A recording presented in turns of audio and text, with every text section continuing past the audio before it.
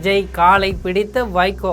ஒரு அரசியல் மாற்றத்துக்கு அகரம் எழுதினார் அண்ணன் வைகோ அவர்கள். அவராலே அதை செய்ய முடியவில்லை. இன்றைக்கு அவரே எங்கள் தலைவர் விஜயின் காலடியில் வந்து விழுந்து கிடக்கிறார். தேமுதிகவை குத்தகைக்கு விட்ட பிரேமலதா. அறிவாலயத்தில் டார்ச் லைட்டை தேடும் கமல். உலகநாயகன் கமலஹாசன் இன்றைக்கு அவருடைய கையில் இருந்த டார்ச்சை அறிவாலயத்தின் திண்ணையில் தேடிக்கொண்டிருக்கிறார். நாஞ்சில் சம்பத் கடும் விமர்சனம். நாஞ்சில் நாவலர் சொற்பொழிவு சிங்கம் என்ற பட்டப்பெயருக்கெல்லாம் சொந்தக்காரர் நாஞ்சில் சம்பத் அவர்கள். இவர் பல கட்சிகள் தாவி இருந்தாலும் இன்று தாவேக்காவில் நின்று கொண்டு பல கட்சிகளை தாறுமாறாக விமர்சனம் செய்து வரார். அவர் விமர்சனம் செய்த கதையை நம் ஜெம் தொலைக்காட்சி மூலம் பார்க்கலாம்.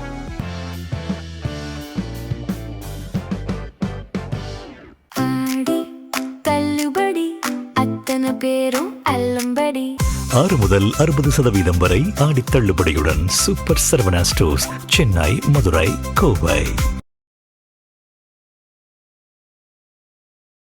மதிமுகவை தொடங்கிய வைகோ இன்று திமுகவோடு கூட்டணி கை கழுவி விட்டு ஐயா என்னை மன்னிச்சிடுங்க என்று கூப்பாடு போட்டு எங்கள் தலைவர் விஜயன் காலடியில் வந்து விழுந்து கிடக்கிறார்.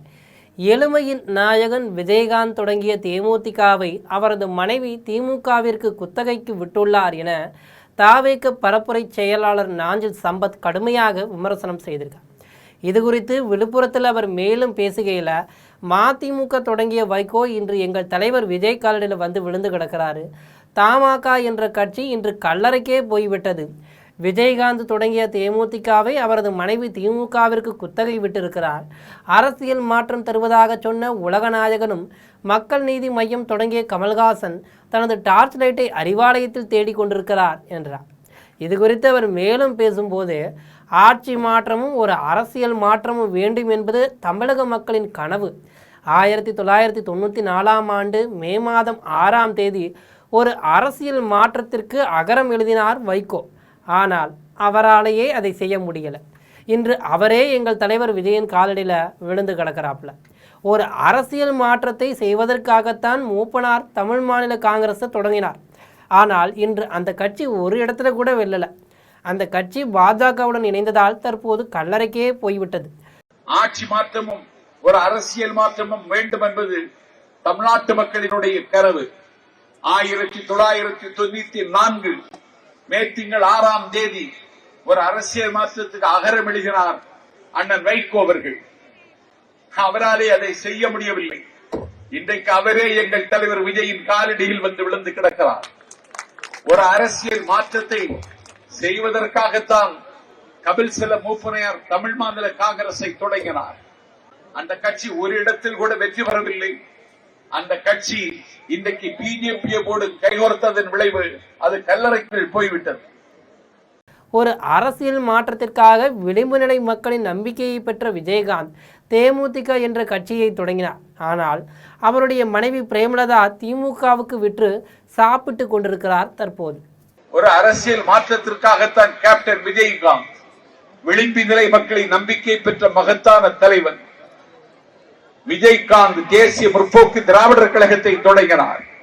அந்த கட்சி அவருடைய மனைவி பிரேமலதா 5 ஆண்டு காலத்திற்கு திமுகவுக்கு குத்தகைக்கு விட்டிருக்கிறார். அதுபோல் கமல்ஹாசன் திமுகவின் மீது வெறுப்பை கக்கி டிவியை உடைத்து மக்கள் நீதி மையத்தை தொடங்கினார். இப்போது அந்த கமல் எம்எல்ஏவாக கூட முடியாமல் அவர் கையில் இருந்த டார்ச் லைட்டை அறிவாலயத்தின் திண்ணையில் தேடிக்கொண்டிருக்கிறார். இவ்வாறு நாஞ்சில் சம்பத் கடுமையாக விமர்சனம் செய்தார். உலகநாயகன் கமலஹாசன் என்னுடைய தமிழ் சினிமாவுக்கு ஒரு நாள் உலக அங்கீகாரம் கிடைக்குமானால் அதை வாங்கி தருகிற மாபெரும் கலைஞன் கமலஹாசன் என்று நம்பியிருந்தேன் நான். அந்த கமலஹாசன் அரசியல் மாற்றம் வேண்டும் என்று திமுகவின் மீது தீவிர வெறுப்பை கக்கி தொலைக்காட்சி பெட்டியை உடைத்து மக்கள் நீதி மையத்தை தொடங்கினார். இப்பொழுது அந்த கமலஹாசன் ஒரு சட்டமன்ற உறுப்பினர் கூட இல்லாமல் இன்றைக்கு அவர்களுடைய கையில் இருந்த டார்ச்சை அறிவாலயத்தின் திண்ணையில் தேடிக்கொண்டிருக்கிறார். திமுகவில் பேச்சாளராக இருந்த நாஞ்சில் சம்பத் வைகோ வாரிஸ் அரசியலை கண்டித்து வெளியேறிய போது நாஞ்சில் சம்பத்தும் வெளியேறினார். வைகோ தொடங்கிய மதிமுகவில் கொள்கை பரப்பு செயலாளராக இருந்தார்.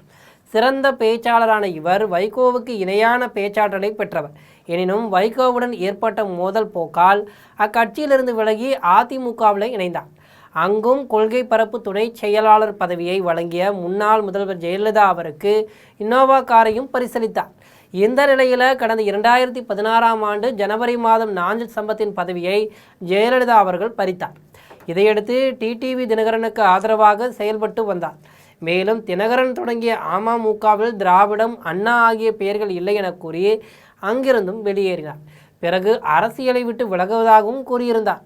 இந்த நிலையில் திமுகவுக்கு ஆதரவாக பேசி வந்த நாஞ்சில் சம்பத் தன்னை அவமதிப்பதாக கூறி தாவேகாவில் கடந்த ஆண்டு டிசம்பர் மாதம் இணைந்தார். நாஞ்சில் சம்பத் கடந்த 2009ஆம் ஆண்டு தேசிய பாதுகாப்பு சட்டத்தின் கீழ் கைது செய்யப்பட்ட போது வைகோ தான் அவருக்கு ஆதரவாக வாதாடினார். அப்படிப்பட்ட வைகோவை இன்று விஜய் காலடியில் கிடப்பதாக நாஞ்சில் சம்பத் விமர்சித்திருப்பது பெரும் அதிர்ச்சியை ஏற்படுத்தியிருக்கு. குதிரை ஏறி கணைக்க தெரியாதவர் கழுதை ஏறி கணைத்தாராம். இப்படி பல கட்சிகள் தாவிய நாஞ்சில் சம்பத் அவர்கள் திராவிட கட்சிகளை விமர்சனம் செய்திருப்பது பற்றி உங்கள் கருத்தை நம் ஜெம் கமெண்டில் தெரிவிக்கவும். இது போன்ற செய்திகளை உடனுக்குடன் தெரிந்து கொள்ள ஜெம் தொலைக்காட்சியுடன் எப்போதும் இணைப்பில் இருங்கள். நன்றி, வணக்கம்.